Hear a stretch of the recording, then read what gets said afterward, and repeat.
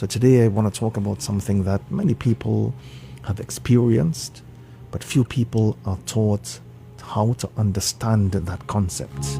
I want to discuss a subject that is often whispered about, but rarely dissected with the clinical and the emotional honesty that it deserves.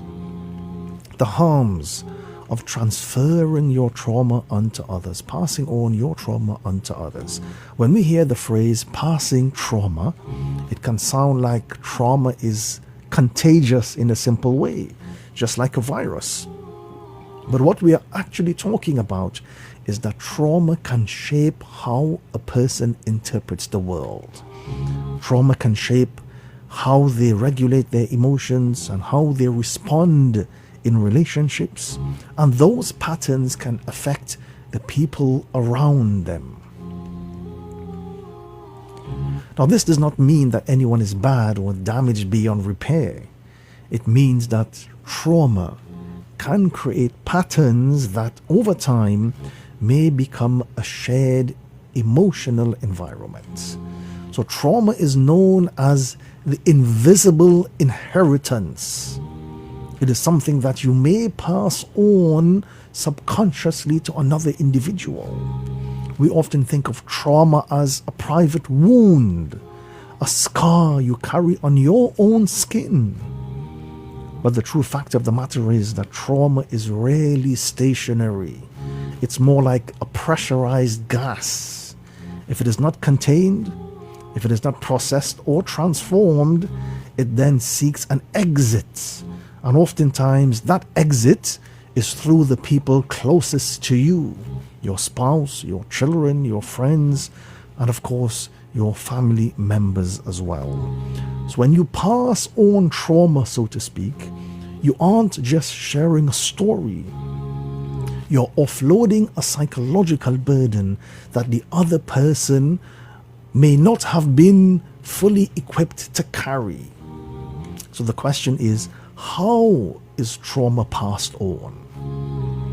Well, first of all, trauma can be passed on from a biological perspective, where a person lives in a state of chronic unhealed trauma. Their body is flooded with cortisol and adrenaline.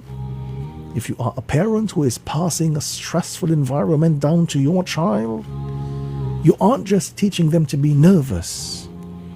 You are physically altering their nervous system. And research on the descendants of survivors of major historical atrocities shows that children can be born with a thinned stress response system. So the harm here is that the recipient is forced into a state of high alert for a battle that they never fought. They inherit the symptoms of trauma: the racing heart, the sleep disturbances, the hypervigilance, without the context of the original event taking place in their life. And it is indeed a profound injustice to force a developing body to carry the chemical weight of a previous generation's nightmares. You are essentially giving them a survival kit for a war that would have ended years ago, but the kit itself is so heavy that it then eventually breaks their backs. The second way trauma can be passed on is through your relationships. The second harm is the destruction of the relationship mirror, so to speak. So in healthy relationships, we act as mirrors for one another. We reflect safety, we reflect self-worth, we reflect stability, we reflect reliability. However, when you pass on trauma, you shatter that mirror. And instead of seeing themselves, the other person sees your triggers. And this manifests in three damaging ways. Firstly, emotional displacement. This is when you react to a loved one's minor mistake with the intensity of the original trauma. If your trauma involved abandonment and your partner is 10 minutes late for dinner, you don't just feel annoyed, you feel a soul-crushing terror, so to speak. And you then project that terror onto them. The harm here is that the other person begins to walk on eggshells, so to speak. They lose their freedom of movement because they are constantly trying to avoid the landmines of your past. Secondly, parentification. This happens often in a parent-child dynamic. When a parent passes their trauma down, the roles flip. The child then becomes the emotional caretaker of the parent, so to speak. The child learns that their own needs are secondary to managing the parent's big emotions, and this robs the child of their childhood. They grow up too fast, carrying an adult-sized sense of responsibility that stunts their own emotional development. And thirdly, the normalization of dysfunction. When you pass on trauma, you teach others that this is just how love looks. You define love as hostile, or you define love as silence, or you define love as fear. And that becomes the norm, so to speak. So you aren't just hurting them in the moment, you are sabotaging every future relationship they will ever have by giving them a broken map of human connection, so to speak. Now, the third and the most insidious harm is what is known as identity displacement. When you pass your trauma to someone else, you are essentially overwriting their story with yours. Think about a child raised by a parent who never healed from a specific fear. Let's say, it's a fear for the outside world, for example. Now, that child doesn't grow up exploring their own interests. They grow up exploring their parents' boundaries. The harm is that the recipient of the trauma begins to mistake your triggers for their own personality. They say that I am just an anxious person. That's just who I am. Or I don't like taking risks, without realizing that those aren't their traits. They are echoes of your unhealed wounds. And we see this in intergenerational narratives. Families will say that in this family we don't trust outsiders. Or in this family we keep our feelings to ourselves. These aren't values, they are defense mechanisms. And when you pass these down, you rob the next generation of the ability to define themselves.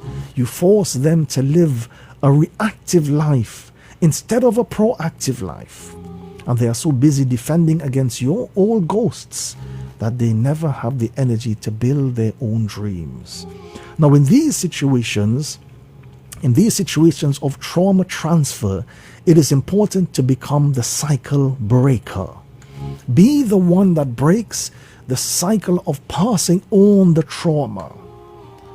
Why does breaking the cycle matter? It matters because trauma is a cycle that gains momentum with every handoff. The harm of passing it on is that it creates a compounded interest effect of suffering. Each person who receives the trauma adds their own pain to it before passing it on to another person. So it's a compounded effect. But there are huge benefits in becoming the cycle breaker. This is the person who decides that even though they were handed a heavy burden, they will not hand it to the next person. Breaking the cycle is indeed an act of immense courage. It's an act of immense exhaustion. It requires great courage. It requires turning the lead of the trauma into the gold of wisdom through therapy, through self-reflection, and radical accountability.